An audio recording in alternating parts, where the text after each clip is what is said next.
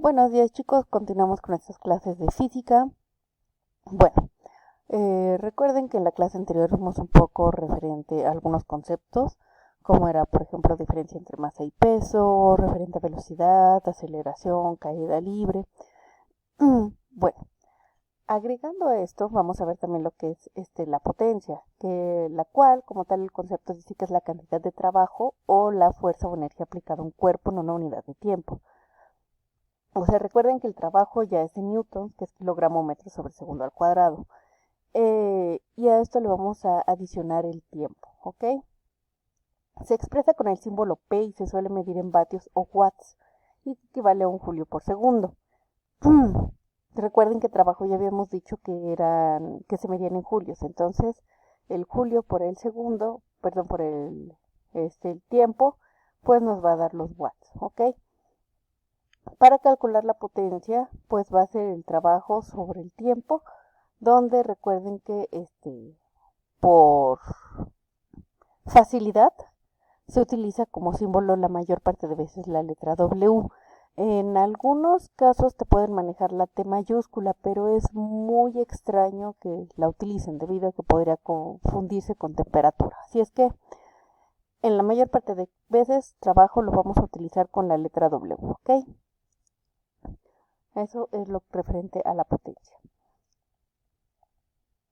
Bueno, ya vimos que se puede hacer una aceleración, que se puede obtener un trabajo, que vamos a necesitar energía, ¿no? Recuerden que la energía no se va a este, eliminar, sino que se va a ir transformando de una u otra manera.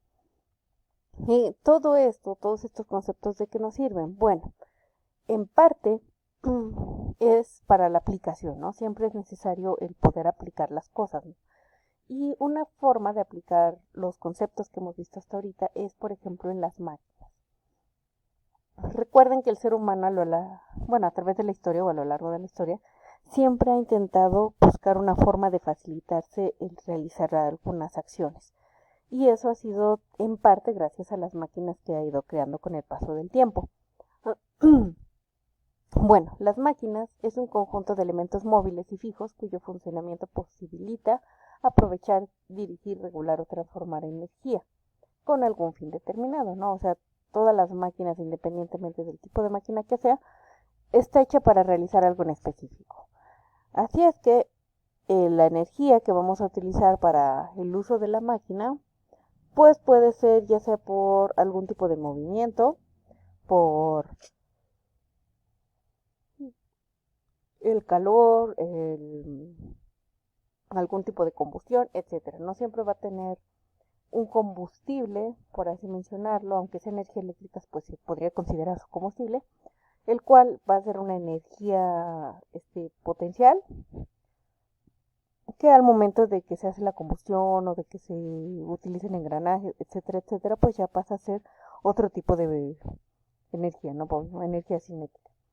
Bueno, pero ¿cómo llegamos a las máquinas que hoy en día conocemos, ¿no? Los supertrascabos, las superimpresoras, la maquinaria que se utiliza en la industria, ¿cómo llegamos a estas? Pues eso fue gracias a ciertas máquinas simples, o sea, fueron las primerititas que empezaba a utilizar el ser humano para facilitarse algunas actividades. Entre ellos está, por ejemplo, la palanca, que es una barra, usualmente eran de madera, ahorita puede ser de cualquier material rígido, en el cual vamos a tener un punto de apoyo que se llama fulcro. En de un lado de la barra, vamos a poner el objeto o lo que se quiera levantar y del otro lado se va a aplicar fuerza. En esto cabe mencionar que entre más cerca se encuentre uno del fulcro, menor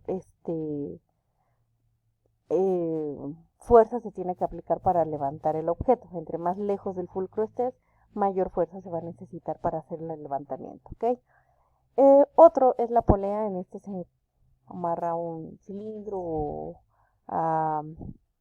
una roldana y alrededor de él se va a poner un lazo. De un lado del lazo se va a amarrar el material o los objetos que se necesiten levantar y del otro lado se va a aplicar la fuerza jalando el lazo para que se levante dicho objeto o dejando caer poco a poco el lazo para que se ponga en el lugar correspondiente dicho objeto, ¿ok? Otro sería el plano inclinado. En este pues es nada más pues una inclinación, o si fuera por ejemplo aquí el piso y hay que poner una madera, pues sería poner una diagonal, por así mencionarlo. Cabe mencionar que entre menos inclinación haya, pues menor esfuerzo se va a necesitar, o bueno, menor fuerza se va a necesitar aplicar para subir dicho objeto, y entre más inclinado esté, más fuerza va a tener que ser. Solo que para llegar a un punto determinado, entre menos inclinado esté el plano, pues mayor distancia se va a tener que recorrer para llegar de un punto a otro, ¿no? Y entre más inclinado esté este plano, pues menor distancia se va a recorrer, ¿ok? Otra máquina es, por ejemplo, el torno, el cual es muy similar, por ejemplo, a la polea. Este es un cilindro en el cual un extremo de un lazo, por ejemplo, se va a fijar en una parte del cilindro, y con ayuda de una manivela se va a ir moviendo este cilindro, haciendo que se enrosque o se suelte dicho lazo. Esto, si se fijan, es algo muy usual que se puede ver también, por ejemplo, en algunos antiguos pozos de agua, ¿ok? Otro es la cuña, que nada más es como un tipo triángulo o una pirámide de algún material fuerte, y que, por ejemplo, en este caso el ejemplo es que lo ponen en un trozo de madera. El trozo de madera nada más le hacen una pequeña abertura para que se quede atorado un poquito esta cuña, con un mazo o algún objeto pesado le dan un golpe, y esto va a hacer que se parta dicho tronco. Entonces eso era algo que se utilizaba antes, ¿no? Era facilitarse esta situación, este trabajo. El tornillo, pues, es una rosca, ya ahorita en la actualidad es preferentemente de metal, que tiene una cuerda, que es estas circulitos que se le ven alrededor, con el cual con ayuda de una manivela se va a girar, y en bueno, también va a tener su punto de apoyo. Entre más se mueva o más se ajuste, pues más se va a apretar, ¿no? Y entre más se suelte, pues va a dejar de apretar lo que sea que estén poniendo en esta máquina. Bueno, estas son las máquinas simples con las cuales se empezó a desarrollar, o con las cuales se empezó a generar el avance para las máquinas que se manejan hoy en día. Pero en cualquier máquina, independientemente de la que sea, siempre va a haber un cierto problemita, ¿no? Que es la fricción. La fricción como tal es el rozamiento o las fuerzas que van a existir entre la interacción de dos cuerpos ásperos en contacto. ¿Por qué digo que es un problema? Porque la fricción pues es un desgaste, es equivalente a un desgaste, ¿no? Por ejemplo, en los autos, después de cierto tiempo hay que cambiarle las balatas, ¿no? Porque se empiezan a friccionar y después de un tiempo podría ser peligroso si no se las cambian. Entonces, a eso quiere decir, la fricción pues va a hacer que también se considere para cuando se generan nuevas máquinas, para saber cada cuánto tiempo hay que darle mantenimiento, o cada cuánto tiempo hay que hacer el cambio de dicha pieza.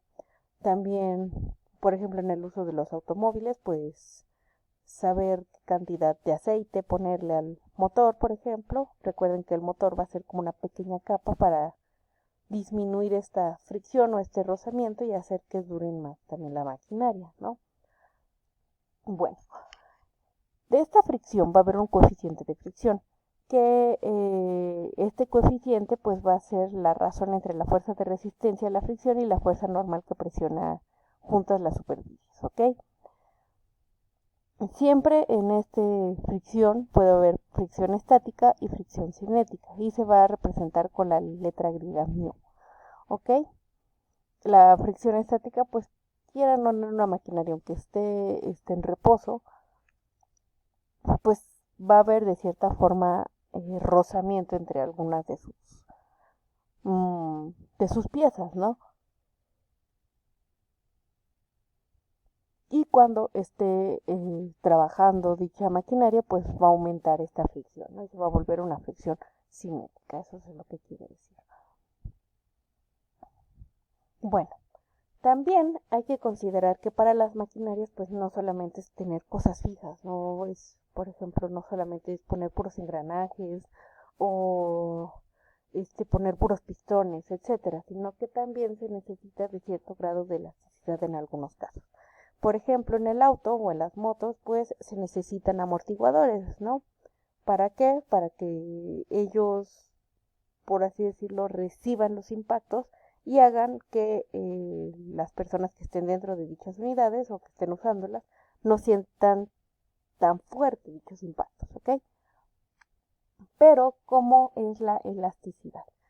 Pues usualmente nosotros lo podemos ver como los resortes. El que desarrolló más o estudió más esta situación de la elasticidad fue Hooke.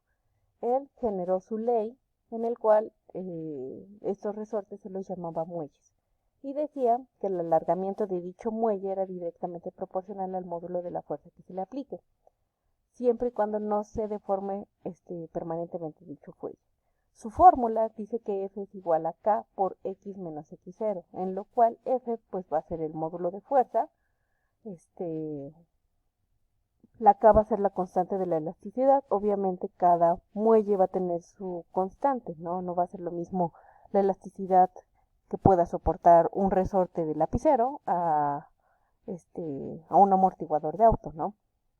Así es que cada muelle va a tener su constante de elasticidad. X0 va a ser la longitud del muelle sin aplicar la fuerza, o sea, su tamaño, por así decirlo. Y y X normal es la longitud del muelle con la fuerza aplicada, o sea, su distancia inicial con su distancia final, ¿ok? Considerando esto, si aplicamos, aquí en un ejemplo, si aplicamos un muelle con una fuerza de 140 newtons y alcanza una longitud de 15 centímetros, y por el contrario, si se aplican 20 newtons nada más, su longitud será de 10 centímetros. ¿Qué vamos a hacer? Si se fijan, no nos dicen cuánto mide inicialmente el muelle, solo nos dicen cuánto incrementa después de que le apliquen fuerzas distintas. Entonces es como si tuviéramos dos fórmulas. Vamos a poner los datos que nos dieron dentro de nuestra fórmula. Aquí están los 140, que sería igual a la constante por la distancia final, ¿no? La distancia inicial no la tenemos, el siguiente es 20 con la constante y la distancia final otra vez, pero sin la inicial. En esto, si resolvemos las multiplicaciones, nos quedaría, resolvemos las multiplicaciones y hacemos el despeje correspondiente, nos quedaría que Y0 por K es igual a 0.15 por K menos 140 y Y0 por K es igual a 0.10K menos 20, ¿no? Ya que se tiene esto, aplicamos la regla de la igualdad de matemáticas con estas dos ecuaciones y nos queda que es 0.15K menos 140 es igual a 0.1K menos 20. Después de esto ya nada más se hace un despeje. Recuerden que en los despejes se procura tener todas las constantes de un lado y los números solos del otro lado. Posteriormente a hacer el despeje, resolvemos las sumas restas que hay en su momento y posteriormente ya dejamos libre a la K, dejando que es 120 sobre 0.05. Nuestro resultado es que nuestra constante es de 2400 newtons sobre metro. Una vez que ya se tiene esto, en cualquiera de estas dos fórmulas podemos poner este valor que obtuvimos y nos da como resultado que Y0 o su distancia inicial es 0.91. Ok, les dejo de tarea este ejercicio, pueden pausar el video para copiarlo y en el siguiente video continuamos.